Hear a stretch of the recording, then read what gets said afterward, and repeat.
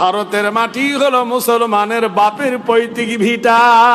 যেদিন supreme court রায় দিল মুসলমান ভারত থেকে চলে যাবে, একজন উঠে বললেন, ইওর অনার, ফায়সালা করার আগে একটু ভাবুন মুসলমান স্বদেশী না বিদেশি। মুসলমান স্বদেশী না বিদেশি? বলে আপনি বলুন কোনটায় দলিল নিবেন। বেদের ভাষায় যদি শোনেন, অং স্বর্গদপি আদামা কল্যাং বসুমতি হেরি পদচ্যুতং আদামাং সরভিত নাম সর্বধিতে তিত্তস্তত নাম কদচ্যুতং সর্ব অত্যসায় সর্বনায় নিত্যিত নৈতিত্য হেরি কল্যাং শুভাকান্তি নবস্তুতে বসুমতি বয়। তোমার বেদ বলে দিয়েছে এই পৃথিবীর প্রথম যিনি মানুষ তার নাম হলো আদম, লাইসেন্স প্রাপ্ত মহামানব, জান্নাতে থাকা মানুষ।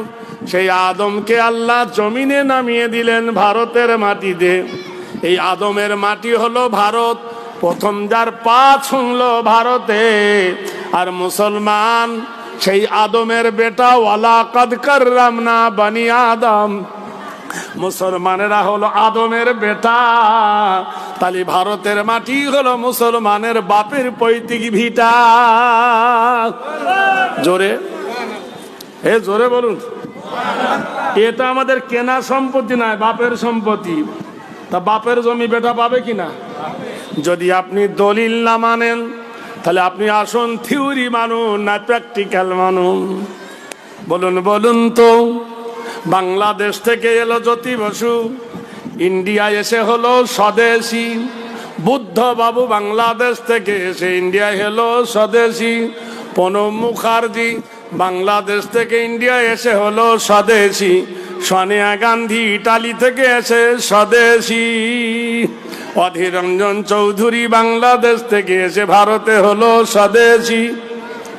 কুমার শানু বাংলাদেশ থেকে ইন্ডিয়া এসে হলো স্বদেশী। মিঠুন চক্রবর্তী বাংলাদেশ থেকে ইন্ডিয়া এসে স্বদেশী। আদবানি পাকিস্তান থেকে এসে ভারতে হলো স্বদেশী। সোনিয়া গান্ধী ইটালি থেকে ভারতে এসে হলো স্বদেশী। আর আমরা ভারতে জন্ম নিয়ে আমরা নাকি বিদেশি।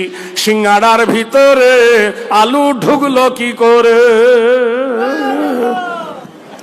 সিঙ্গাড়া কত সুন্দর দেখতে, এর ভিতরে কি আছে? যারা বলো না রে দেখবে।